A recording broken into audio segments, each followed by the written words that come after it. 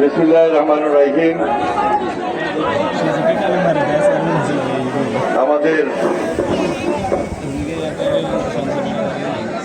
এই কোম্পানিগঞ্জের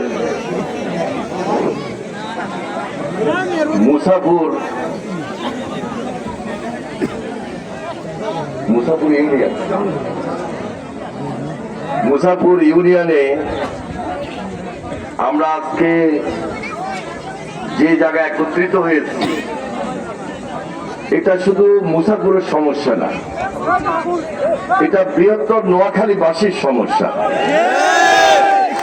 এবং 2003 সালে বিএনপি যখন রাষ্ট্রীয় ক্ষমতায় ছিল, মাননীয় তৎকালীন প্রধানমন্ত্রী বেগম খালেদা জিয়া এই সমস্যাটাকে চিহ্নিত করেছিলেন এবং 2003 সাল থেকে শুরু করে 2005 সালে গিয়ে ওনার উপস্থিতিতে এখানে একটি রেগুলেটর নির্মিত হয়েছিল, যা তিনি উদ্বোধন করেছেন। 2024-এর ভারত থেকে নেমে আসা যে বন্যার পানি, বর্ষার পানি বা বাঁধের পানি, ওই পানির এত স্রোত ছিল যে পুরা ফেনী, নোয়াখালী এবং লক্ষ্মীপুরে সেই সময় যে বন্যাটি হয়,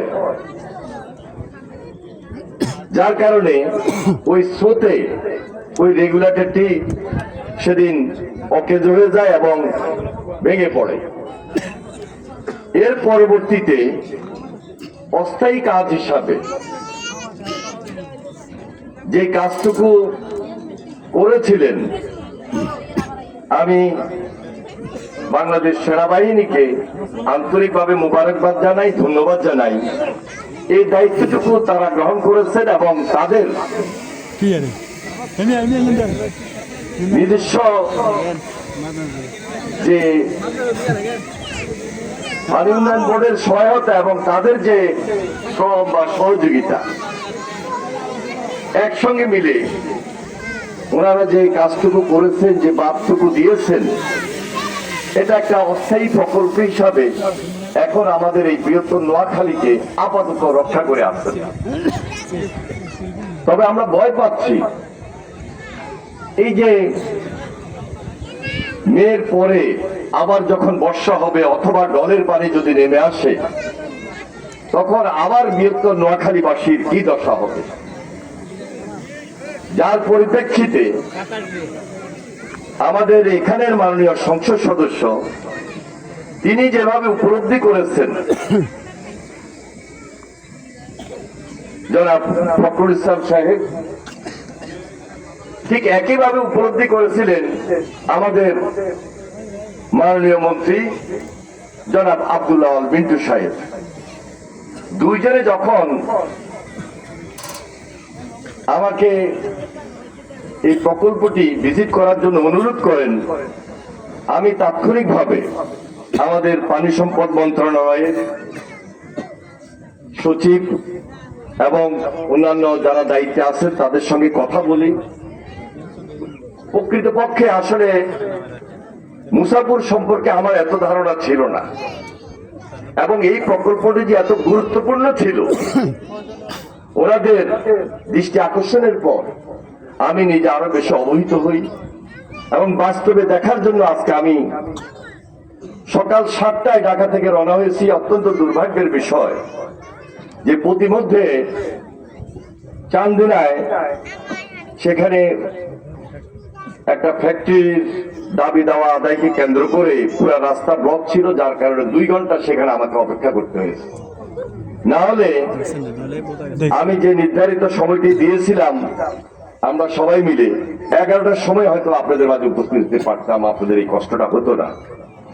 তো আমি সর্বপ্রথম আপনাদের কাছে ক্ষমা প্রার্থী। আপনারা অনেকক্ষণ থেকে অপেক্ষা করেছেন, অনেক নেতৃবৃন্দ এসেছেন নোয়াখালী থেকে, আমাদের জেলা বিএনপির আহ্বায়ক এবং সদস্য সচিব দুজনেই আমার সঙ্গে, আমরা একসঙ্গে রাজনীতি করেছি। আজকে নোয়াখালী জেলা বিএনপির আহ্বায়ক জনাব মাহবুব আলমগীর আলম এবং সদস্য সচিব হারুনুর রশিদ, যিনি পৌরসভার মেয়র ছিলেন, আমি ওনাদেরকে আন্তরিকভাবে মোবারকবাদ জানাই এবং ধন্যবাদ জানাই। এখানে ডিসি সাহেব উপস্থিত রয়েছেন, এসপি সাহেব উপস্থিত রয়েছেন। এটা কোনো দলীয় প্রোগ্রাম না, এটা আমাদের এই এলাকাবাসীর জীবন একটা যুদ্ধ এবং প্রকৃতির সঙ্গে যুদ্ধ করে আমরা এই নোয়াখালীবাসী এই উপকূলীয় অঞ্চলে আমরা বেঁচে আছি এবং প্রতিনিয়ত প্রতিটা বর্ষার সময় আমাদেরকে আতঙ্কিত করে রাখে যে বর্ষা আসা মাত্রই আমরা মনে করি যে কোনো সময় বন্যা পানি, ঢলের পানি আমাদের এই মেঘনা নদীতে শেষ পর্যন্ত বঙ্গোপসাগরের দিকে যখন যাবে তখন আমরা বিপদের সম্মুখীন হতে পারি। এই আতঙ্কে আমরা আতঙ্কিত থাকি বলেই প্রকৃতির সঙ্গে সবসময় আমরা যুদ্ধ করে আসছি। তো আজকে এখানে অনেক নেতৃবৃন্দ তো উপস্থিত হয়েছেন, আমাদের এই অত্র এলাকার যারা সাধারণ যারা রয়েছেন মানুষ, আপনারা সবসময় যারা যুদ্ধ করে চলেন তারা উপস্থিত রয়েছেন, অনেক মা বোনেরা এখানে উপস্থিত আছেন, এলাকার চেয়ারম্যান ছিলেন উনি উপস্থিত আছেন, আর বিশেষ করে আমাদের পানি উন্নয়ন বোর্ডের কর্মকর্তারা আছেন। আমি ঢাকা থেকে আসার আগেই আমাদের ডিজি সাহেব, এডিজি সাহেব, এক্সএল সাহেব ওনাদের সঙ্গে আলোচনা করেছি যে কিভাবে আমরা এই পরিস্থিতিটা বা এই প্রকল্পটাকে নতুন ভাবে একদিকে মোকাবেলা করা, আরেকদিকে এখানে নতুন একটা চ্যালেঞ্জ নিয়ে এই প্রস্তাবিত প্রকল্পটি এখানে বাস্তবায়ন করা যায়। ইতিমধ্যে আমি মাননীয় প্রধানমন্ত্রীর সাথে গতকালকেই কথা বলেছি, উনি অবহিত আছেন এবং উনি জানেন যে আমাদের যে গত 2024-এ যে বন্যাটি হয়েছিল সেই বন্যাটি হওয়ার কারণ কি ছিল এবং